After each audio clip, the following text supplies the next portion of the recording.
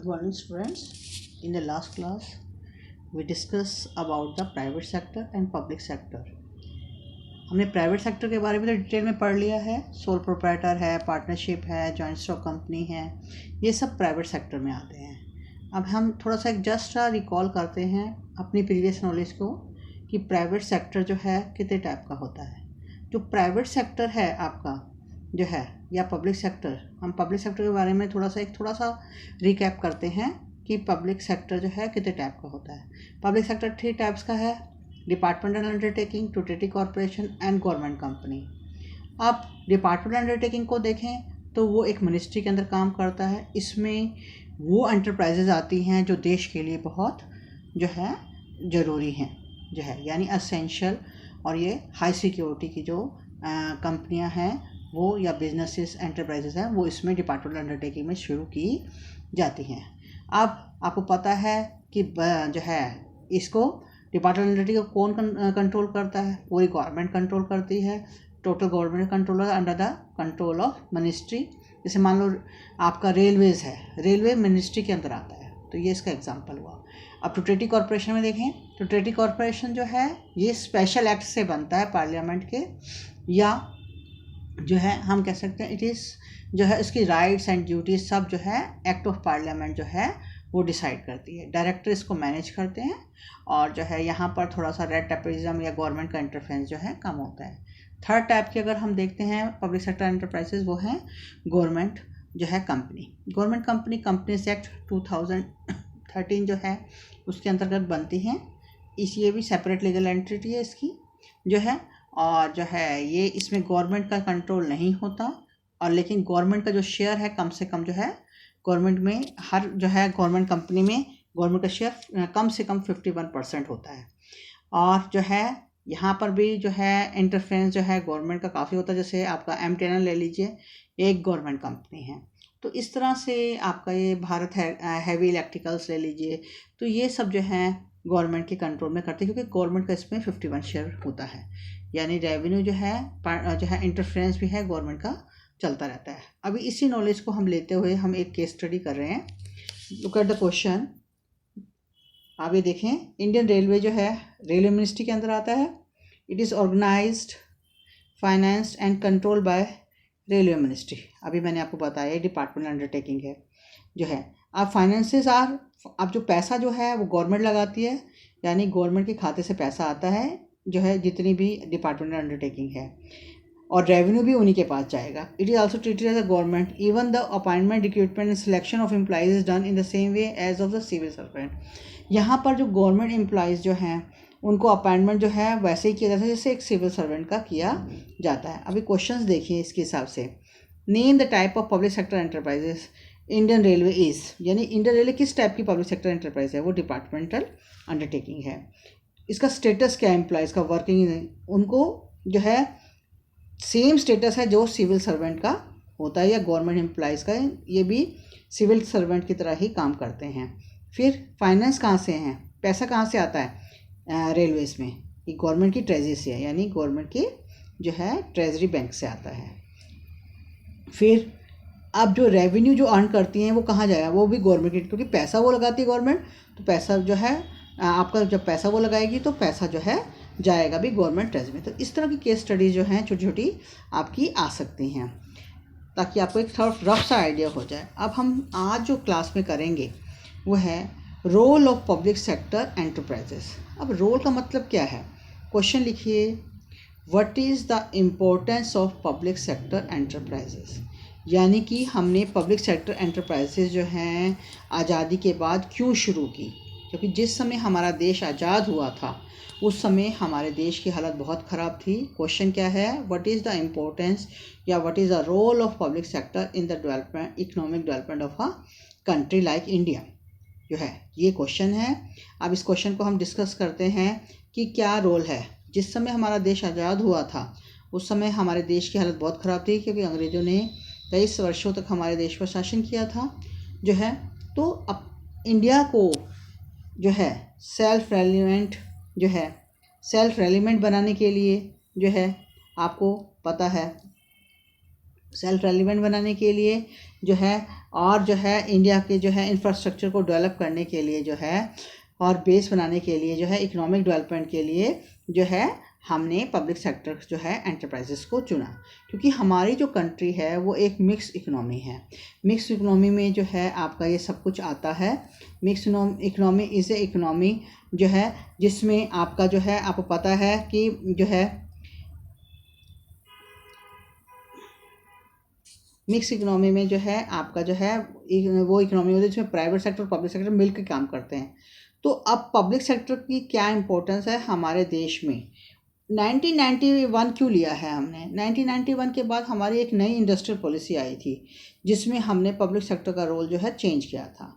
उससे पहले जो पब्लिक सेक्टर का रोल जो है बहुत ज़्यादा था। अब क्या रोल था, क्या इम्पोर्टेंस है पब्लिक सेक्टर की हमारी इंडियन इकोनॉमी में, वो हम जो है कर रहे हैं। अब इसको देखें ज़रा, अगर हम जो है देखते हैं, अगर हम इसको देखते हैं तो आप देखेंगे कि जो है पब्लिक सेक्टर जो है वो हमारा इंफ्रास्ट्रक्चर डेवलप करने के लिए बनाया गया। जिस समय हमारी आज़ादी हुई उस समय हमारा इंफ्रास्ट्रक्चर बहुत ख़राब था। ना ट्रांसपोर्ट था, ना कम्युनिकेशन थे, ना पावर थी आपके पास, ना एग्रीकल्चर के मीन्स थे। तो बेसिक इंफ्रास्ट्रक्चर किसी भी देश को चलाने के लिए जो है इसके लिए हमने पब्लिक सेक्टर का सहारा लिया। तो क्योंकि पब्लिक सेक्टर, इन सब सेक्टर्स में क्या है, पैसा बहुत लगता है, इसलिए कोई भी जो है प्राइवेट इंडिविजुअल्स को लगाने को तैयार नहीं था। तो इंफ्रास्ट्रक्चर को डेवलप करने के लिए गवर्नमेंट ने जो है ह्यूज कैपिटल इन्वेस्टमेंट की जो है, और ये पैसा जो है पब्लिक सेक्टर के थ्रू जो है मार्केट में आपका आया। ठीक है बेटा जो है।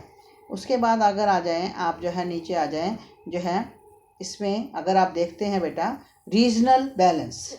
रीजनल बैलेंस का मतलब क्या होता है बेटे कि जो गवर्नमेंट जो है, दूसरा क्या रीज़न था गवर्नमेंट ने जो है पब्लिक सेक्टर को जो है स्टार्ट करने की सोची, उसका रीज़न था रीजनल डेवलपमेंट।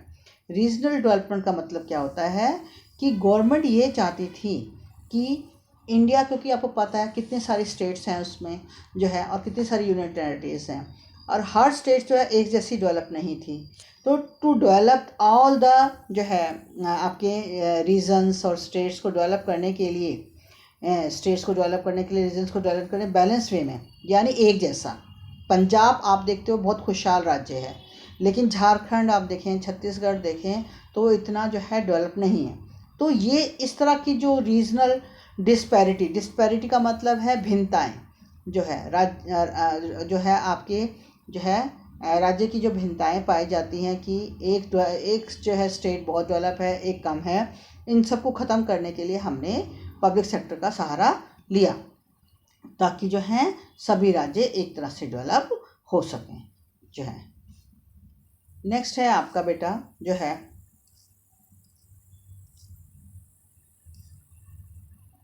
फिर अगर आ जाएं आप जो है जनरेशन ऑफ जो है, नेक्स्ट पॉइंट आपका क्या है, जनरेशन। क्यों हमने चूज़ किया हमने पब्लिक सेक्टर को? हम एम्प्लॉयमेंट अपॉर्चुनिटीज़ को जनरेट करना चाहते थे, क्योंकि लोगों के पास काम धंधे नहीं थे। जिस समय हमने आज़ादी ली जो है तो लोगों को काम धंधे देने के लिए, एम्प्लॉयमेंट देने के लिए जो है गवर्नमेंट कंपनियां जो है स्टार्ट की गई, ताकि जो है लोगों के पास पैसा आए। There should be equal distribution of income and wealth, क्योंकि प्राइवेट सेक्टर जो है कुछ ही लोगों को एम्प्लॉयमेंट दे सकता था, लेकिन इसलिए लार्ज स्केल में हमने पब्लिक सेक्टर जो है स्टार्ट किए ताकि लोगों को रोज़गार मिल सके। फोर्थ पॉइंट क्या है आपका, check over concentration of economic power. जिस समय हमारे देश में हम इंडिपेंडेंस की बात कर रहे हैं, जिस समय आज़ादी मिली उस समय कुछ ही हाथों के जो है लोगों के हाथों में जो है पैसे थे जो है, और concentration of power in one hand. Economic power का मतलब है कुछ ही लोगों के पास जो है मोनोपोलीज थी जो है इंडस्ट्रियल हाउसेस की, और कुछ ही लोगों के पास पैसे थे। तो गवर्नमेंट ये चाहती थी कि जो है आपकी जो वेल्थ है, there should be no equality of income and wealth in the economy. इसके लिए गवर्नमेंट ने जो है पब्लिक सेक्टर का रास्ता चुना, ताकि लोगों को रोज़गार मिलेगा तो पैसा आएगा और इनइक्वालिटी जो है वो कम होगी इनकम की। नेक्स्ट पॉइंट है आपका डिफेंस रिक्वायरमेंट। अब पब्लिक सेक्टर में जो है ऐसी एंटरप्राइजेस को शुरू किया गया जिससे कि हमारे जो डिफेंस फोर्सेस हैं वो उनको जो है आर्म्स एम्यूनिशन जो है, न्यूक्लियर वेपन्स जो हैं या हथियार जो हैं, ये सब टॉप सिक्योरिटी की जो है चीज़ें हैं। तो पब्लिक सेक्टर जो है ये सब चीज़ें किस में शुरू की, आपको डिपार्टमेंटल अंडरटेकिंग में शुरू की गई, ताकि देश की सुरक्षा का ध्यान रखा जा सके। अब कोई भी प्राइवेट सेक्टर जो है क्योंकि डिफेंस जो है एंटरप्राइजेस शुरू नहीं करना चाहते थे, क्योंकि इसमें मार्जिन ऑफ प्रॉफिट बहुत कम था, क्योंकि ये सोशल जो है आपके ऑब्जेक्टिव के लिए बनाई जाती थी। तो डिफेंस रिक्वायरमेंट को पूरा करने के लिए, ताकि देश पर कोई आक्रमण ना कर सके, इसके लिए जो है पब्लिक सेक्टर एंटरप्राइजेस को चूज़ किया गया। अब नेक्स्ट पॉइंट अगर हम देखें बेटा, आपका आएगा पब्लिक यूटिलिटीज़। जितनी भी आपकी पब्लिक सेक्टर एंटरप्राइजेज हैं वो सोशल मोटिव के लिए शुरू हुई हैं। ये इनका मोटिव अर्निंग प्रॉफिट तो जो है बहुत कम होता है, लेकिन जो प्राइवेट सेक्टर है उन्हीं का मोटिव जो है आपका अर्निंग प्रॉफिट होता है। जितनी भी देश की भलाई के लिए या समाज की भलाई के लिए, पब्लिक यूटिलिटी का मतलब समाज की भलाई के लिए जो भी जो है एंटरप्राइजेज शुरू करी, जैसे वाटर है, वाटर की हमें ज़रूरत है, स्वच्छ पानी सबको मिले, इलेक्ट्रिसिटी मिले, गैस मिले, ट्रांसपोर्ट मिले, ये सब पब्लिक जो है सब पब्लिक को चाहिए, चाहे वो गरीब है चाहे वो अमीर है। तो ये पब्लिक यूटिलिटी की जो सर्विसेज हैं वो मोटिव हमारा पूरा हुआ आपका जो है पब्लिक सेक्टर एंटरप्राइजेस से। अब हम आगे चलते हैं। नेक्स्ट क्वेश्चन क्या है कि आज अगर हम देखें जो है पब्लिक सेक्टर जो है वो अपना जो है, अगर हम इंडिपेंडेंस से आज का दौर देखें तो पब्लिक सेक्टर एंटरप्राइजेस जो है अपना जो है दायित्व को जो है ठीक से निभा नहीं पाए, उनमें बहुत सारी कमियां पाई जा रही हैं। तो क्वेश्चन, नेक्स्ट क्वेश्चन लिखिए, what are the problems faced by the public sector? What are the problems faced by the public sector? या what are the limitations of public sector? या इस तरह से भी आ सकता है, why public sector is not able to achieve its objective in India? किन कारण से जो है पब्लिक सेक्टर अपने उद्देश्यों को पूरा करने में असमर्थ रहा? तो हम इसको डिस्कस कर रहे हैं जो है। अब इसमें देखिए बेटा, इसमें पहला है पुअर प्रोजेक्ट प्लानिंग। हमारा जो पब्लिक सेक्टर एंटरप्राइजेस हैं उसमें जो प्रोजेक्ट बनाए गए, जो या प्रोजेक्ट लिए गए, वो उनमें प्लानिंग की कमी थी, क्योंकि वो प्रोफेशनल नहीं थे। जो प्राइवेट बिजनेसमैन हैं वो प्रोफेशनल होते हैं, तो उनमें एक बिजनेस स्किल की कमी थी। फिर एक्सेसिव ओवरहेड, अननेसेसरी जो है ओवरहेड खर्चे जो है होते थे, जिससे क्या हुआ कि जितने भी पब्लिक सेक्टर एंटरप्राइज, PSE बोलते हैं इसको, पब्लिक सेक्टर एंटरप्राइजेज जो है वो लॉस में जाने लगी। ओवरहेड खर्चे यानी अननेसेसरी खर्चे जो है। फिर ओवर स्टाफिंग, वहाँ लोगों की जो है, लोगों को ज़रूरत से ज़्यादा लोगों को अपॉइंट कर दिया गया जिनकी ज़रूरत भी नहीं थी जो है। फिर under utilisation of production capacity, जो प्रोडक्शन की कैपेसिटी ज़्यादा थी और जो है प्रोडक्शन कम होती थी, चाहे लेक ऑफ फंड से या उनकी कैपेबिलिटी कम थी इस वजह से। फिर lake of proper pricing policy जो थी पब्लिक सेक्टर की वो ख़राब थी, जिसकी वजह से पब्लिक सेक्टर जो है बहुत आलोचना में आया। फिर इनर एफिशिएंट मैनेजमेंट, जो मैनेज करते थे पब्लिक सेक्टर एंटरप्राइजेस को वो भी इनअप्रोप्रिएट थे। फिर जो है रिटर्न जो आती थी पब्लिक सेक्टर में वो बहुत कम आती थी। लॉसेस जो है ज़्यादातर पब्लिक सेक्टर एंटरप्राइज हम देखेंगे कि वो लॉस में ही जो है जा रही हैं। तो आप बहुत सारी जितनी भी पब्लिक सेक्टर एंटरप्राइज, जैसे MTNL को ही ले लीजिए आप, जो है रेलवेज़ को ही ले लीजिए, जो है इनमें जो है लॉस के जो है इनमें रेवेन्यू कम होता है और लॉस ज़्यादा होता है, यानी लाभ की संभावना कम है, तो गवर्नमेंट को जो है लॉस होने लगा ज़्यादा जो है। अब आगे चलते हैं हम जो है, अब गवर्नमेंट ने इन सारी कमियों को दूर करने के लिए क्या स्टेप्स उठाए जो है। नेक्स्ट क्वेश्चन लिखिए जो है, what are the steps taken by the government to improve the performance of public sector? यानी पब्लिक सेक्टर सार्वजनिक क्षेत्र को सुधारने के लिए सरकार ने 1991 में कौन कौन से कदम उठाए? अब जो है अगर हम देखें 1991 में देखें बेटा, 1991 में एक न्यू इंडस्ट्रियल पॉलिसी आई थी, ये ध्यान रखिए। न्यू इंडस्ट्रियल पॉलिसी आई थी 1991 में, जिसमें गवर्नमेंट ने ये कोशिश की कि जो भी ड्रॉबैक है हमारे पब्लिक सेक्टर की उसको दूर किया जाए। उसमें रिस्ट्रक्चरिंग की, रिवाइव किया गया PSU को, यानी पब्लिक सेक्टर यूनिट्स को। जो 6 यूनिट्स थी जो है जिनको रिवाइव नहीं किया उनको बंद कर दिया गया। फिर जो है गवर्नमेंट ने जो है जो भी आपकी non static public sector unit थी उनको जो है आपने गवर्नमेंट की जो इक्विटी है यानी गवर्नमेंट ने अपना शेयर उसमें कम कर लिया, 26% तक कर लिया। फिर जो है इंटरेस्ट जो है वर्कर्स का जो है पूरी तरह से उन्होंने जो है ध्यान में रखा वर्कर्स का। अब न्यू इंडस्ट्रियल पॉलिसी के फीचर्स हैं। क्वेश्चन है what are the features of new industrial policy 1991। या सार्वजनिक क्षेत्र को सुधारने के लिए गवर्नमेंट की जो है गवर्नमेंट ने क्या क्या स्टेप्स उठाए उसको हम बता रहे हैं। या what are the features of new industrial policy 1991। नई औद्योगिक नीति के क्या विशेषताएं हैं। अब पहली विशेषता पे आ जाइए बेटा, जो है reduction in the number of industry reserve for public sector. देखो पहले क्या था, पब्लिक सेक्टर में जो है काफ़ी इंडस्ट्रीज़ जो है रिजर्व थी जिस समय हमने आज़ादी पाई।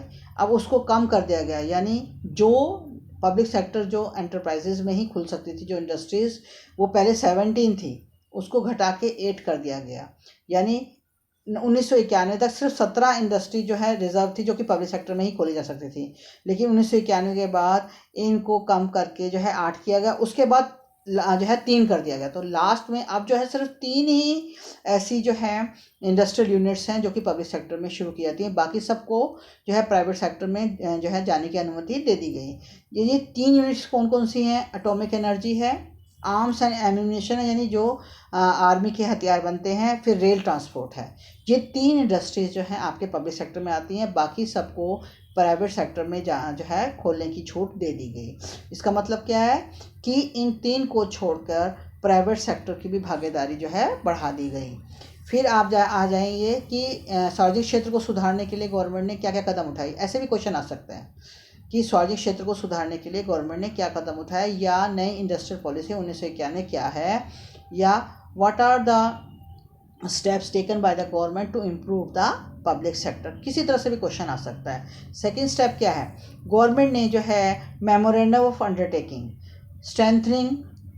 Strengthening enterprises through memorandum of undertaking. Government ने जो है PSU की जो है परफॉर्मेंस को इम्प्रूव करने के लिए जो है which fall in the category of high priority area were gathered into reasonable profit through a system of memorandum of undertaking, जिसमें मैनेजमेंट को जो है ज़्यादा ऑटोनॉमी मिली यानी छूट मिली कि वो जो है अपनी मर्जी से डिसीज़न ले सकते थे। पहले क्या होता था, गवर्नमेंट की हर डिसीज़न में जो है जो भी डिसीज़न जो है मैनेजर्स लेते थे या मैनेजमेंट लेता था उसमें गवर्नमेंट का इंटरफेरेंस ज़्यादा होता था। तो जो है उसमें जो मेमोरेंडम ऑफ अंडरस्टैंडिंग में क्या हुआ कि मैनेजमेंट को ज़्यादा छूट मिली कि वो जो है निर्णय ले सकें जो है। इसके बाद आ जाइए डिसइन्वेस्टमेंट ऑफ शेयर।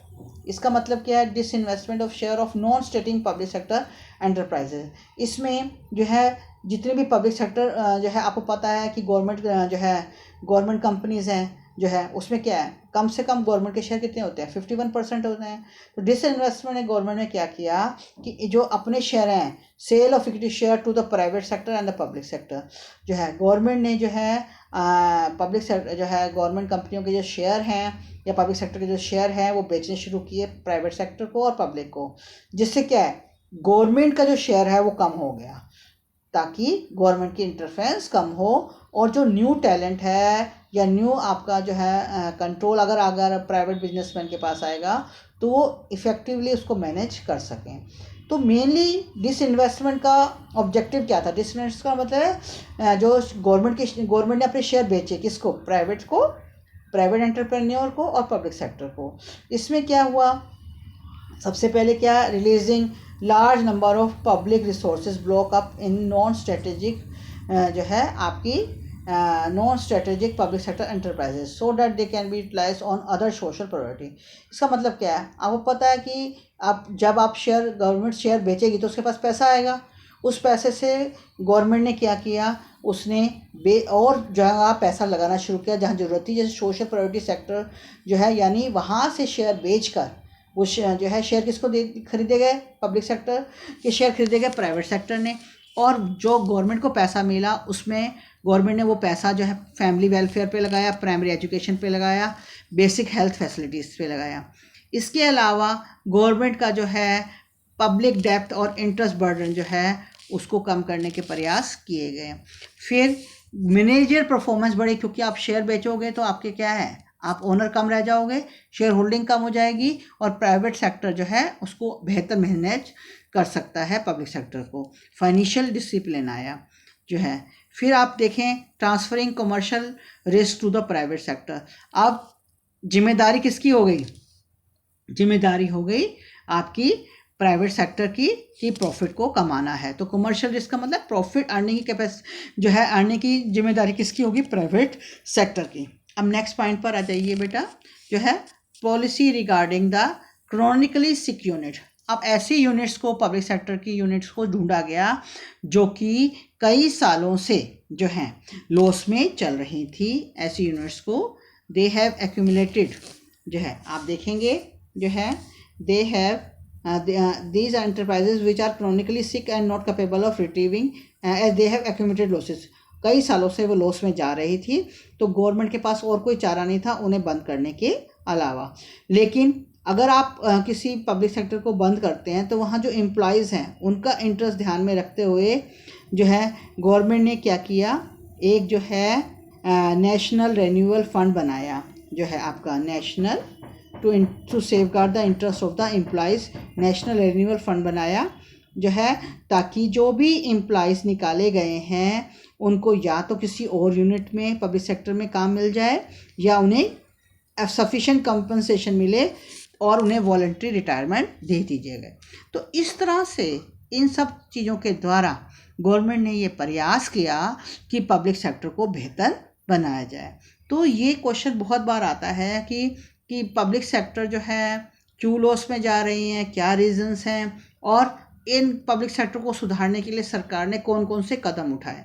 जो कदम उठाए हैं वो न्यू इंडस्ट्रियल पॉलिसी के हिसाब से ही आएंगे। तो हमने आज जो है ये 2-3 क्वेश्चन किए हैं। आप सब इसके क्वेश्चन आंसर्स जो हैं अपनी नोटबुक में करके जो है मुझे सबमिट कर देना। Thank you so much. I hope आपको ये चैप्टर जो है, अभी चैप्टर कंप्लीट हो गया। Thank you so much. बाकी जो चैप्टर के पॉइंट्स हैं, जो टॉपिक्स हैं, वो आपके कोर्स में नहीं है। Thank you.